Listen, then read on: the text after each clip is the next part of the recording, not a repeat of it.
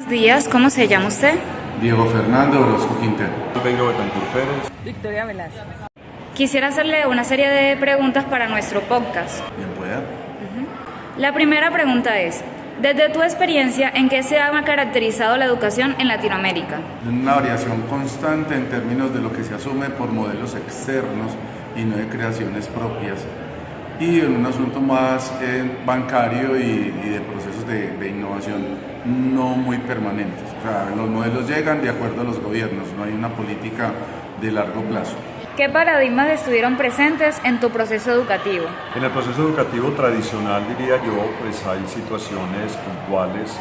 Como toda experiencia formativa, hemos tenido docentes que son muy buenos, otros docentes que de pronto no lo son tanto. Pero en la época de mi estudio, afortunadamente conté con el acompañamiento y la vocación de muchos maestros.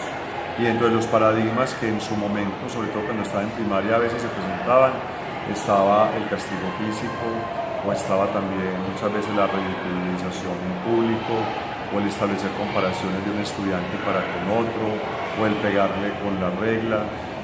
También otro paradigma en el tema de enseñanza era que el saber lo tenía era el docente, casi que el docente era un emisor de un mensaje y los estudiantes eran receptores de ese mensaje sin tener muchos niveles de participación, de trabajo en equipo, de búsqueda del saber, de búsqueda del conocimiento. Entonces, creo que son paradigmas, pero rescato, reitero, que muchos de mis docentes afloraron en mí y en muchos de mis compañeros la vocación de maestro, de escuchar al estudiante.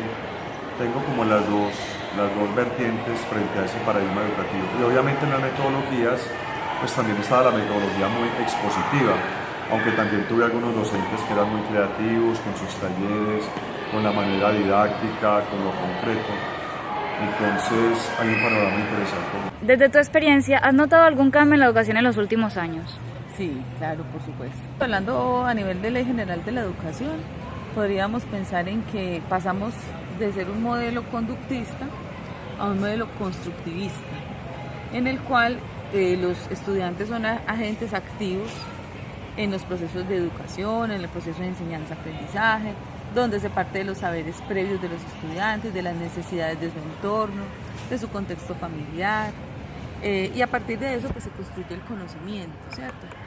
No sin decir que no hayan unos estándares, que no hayan unas propuestas gubernamentales pues, y a nivel de educación nacional, pero se parte mucho de estas realidades que acabo de nombrar para poder construir con ellos el conocimiento.